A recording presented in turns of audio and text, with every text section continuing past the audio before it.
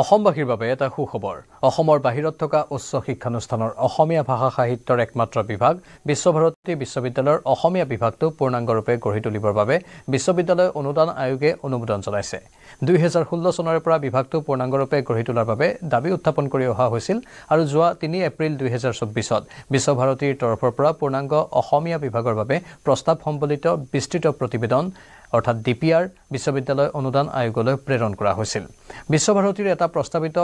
6টা অধ্যাপক সহযোগী অধ্যাপক আৰু সহকাৰী অধ্যাপকৰ পদৰ বিপৰীতে 4টা পদত অৱশেষত অনুমোদন জনায় আয়োগে ইয়াৰে এটা সহযোগী আৰু 3টা সহকাৰী অধ্যাপকৰ পদ বিশ্ববিদ্যালয় অনুদান আয়োগে ইমেইল যোগে বিশ্বভাৰতীৰ পঞ্জীয়কক এই অনুমোদনৰ বিষয়ে অৱগত কৰে এতিয়া কেন্দ্ৰীয় বিত্ত বিভাগে অনুমোদন জনালে ৰাজ্যখনৰ বাহিৰৰ একমাত্ৰ অসমীয়া ভাষা শিক্ষাৰ বিভাগটো কাৰ্যকৰীভাৱে পূৰ্ণাংগ বিভাগলৈ উন্নীত হৈ উঠিব 1979 চনত এজনীয়া অধ্যাপকৰ আসনেৰে আৰম্ভ হোৱা বিভাগটোৱে আৰু 4 বছৰৰ পাছতেই স্বৰ্ণ জয়ন্তী বৰ্ষত ভৰি দিব তাৰ আগে বিশ্ববিদ্যালয় অনুদান আয়োগৰ এই সিদ্ধান্তই বিভাগটোলৈ অসমবাসীলৈ তথা অসমীয়া ভাষা প্ৰেমীসকললৈ আনন্দৰ বতৰা কঢ়িয়াই আনিছে উল্লেখযোগ্য যে বিভাগটোক পূৰ্ণাংগ বিভাগৰূপে গঢ়ি তোলাৰ পথত বিভাগীয় একমাত্ৰ অধ্যাপক ডক্টৰ সংগীতা শইকীয়াই যোৱা 26 নৱেম্বৰত বিশ্ববিদ্যালয় অনুদান আয়োগত অনলাইন যোগে পাৱাৰ পইণ্ট প্ৰেজেণ্টেশ্যনৰ মাধ্যমেৰে যুক্তি প্ৰদৰ্শন তথা বক্তব্য উপস্থাপন কৰিছিল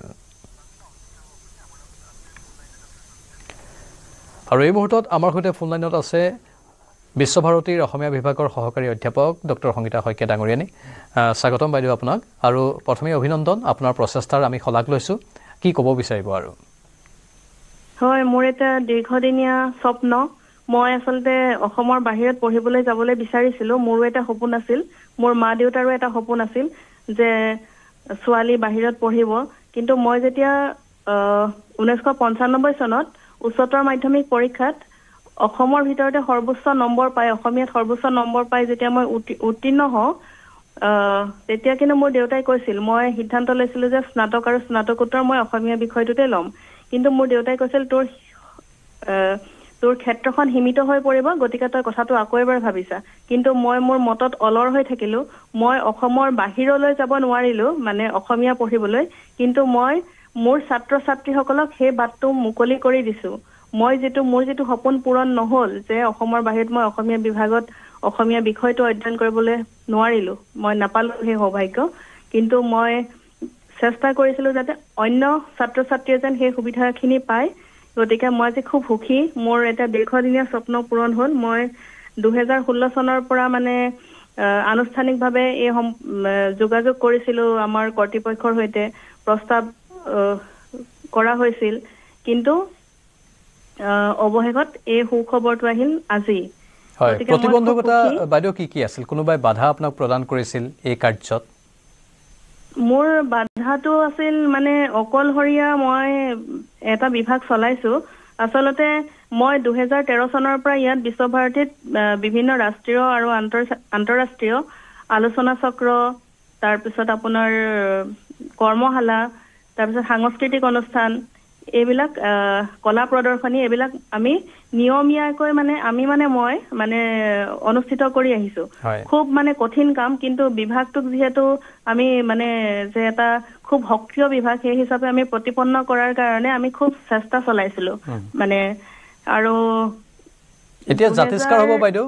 কেইবাটাও পদ যেহেতু পূৰণ হ'ব মানে আপোনাৰ সৈতে সহযোগী অধ্যাপক বহু থাকিব এতিয়া বিভাগটো হয় আমি মানে বেছি ছাত্ৰ ছাত্ৰীক সেই সুবিধা দিব পাৰিম আৰু মই অকলহৰীয়া মানে শিক্ষক গতিকে আমি বেছি ছাত্ৰ ছাত্ৰীক সুবিধা দিব নোৱাৰো কিন্তু বৰ্তমান 167 গৰাকী ছাত্ৰ ছাত্ৰী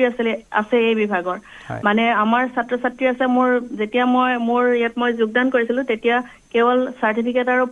ডিপ্লোমা পাঠ্যক্ৰমহে মানে পঢ়াবৰ কাৰণে মোৰ আছিল মানে অনুমতি আছিল কিন্তু ক্ৰমে আমি আমাৰ ক্ষেত্ৰখন প্ৰসাৰিত কৰিলো আৰু 2014 চনত আমি প্ৰথম PhD গৱেষণাৰ কাৰণে আমি সুযোগ সৃষ্টি কৰিলো আৰু 3 গৰাকী গৱেষকে ইতিমধ্যে অসমীয়া বিভাগৰ পৰা PhD লাভ কৰিছে আৰু 2 গৰাকী গৱেষকে অসমৰ বাহিৰত প্ৰথমটো মানে অসমীয়া বিভাগৰ পৰা অসমীয়াতে তেওঁলোকৰ গৱেষণা পত্ৰ তেওঁলোকে জমা দিছে আৰু PhD ডিগ্ৰীও লাভ কৰিছে এটো এটা খুব গুৰুত্বপূৰ্ণ কথা আৰু 2015 চনত আমি তুলনামূলক সাহিত্য বিভাগক আমি অসমীয়া বিষয়টো পাঠ্যক্ৰম হিচাপে আগবঢ়াইছিলো আৰু আমাৰ তুলনামূলক সাহিত্য বিভাগৰ বহুত ছাত্ৰ ছাত্ৰীয়ে অধ্যয়ন কৰিছে আৰু 2020 চনৰ পৰা ৰাষ্ট্ৰীয় শিক্ষা নীতি অনুসৰি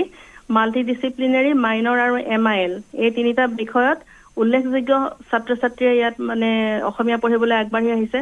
যাৰ কাৰণে মই অকলহৰীয়া হিচাপে মানে খুব এটা কষ্টকৰ মানে অভিজ্ঞতা এতিয়া আমাৰ দিনে দিনে প্ৰশাসনিক কাম-কাজ বাঢ়িছে আৰু বিদ্যায়তনিক কাম-কাজ বাঢ়িছে গৱেষণাৰ কাৰণে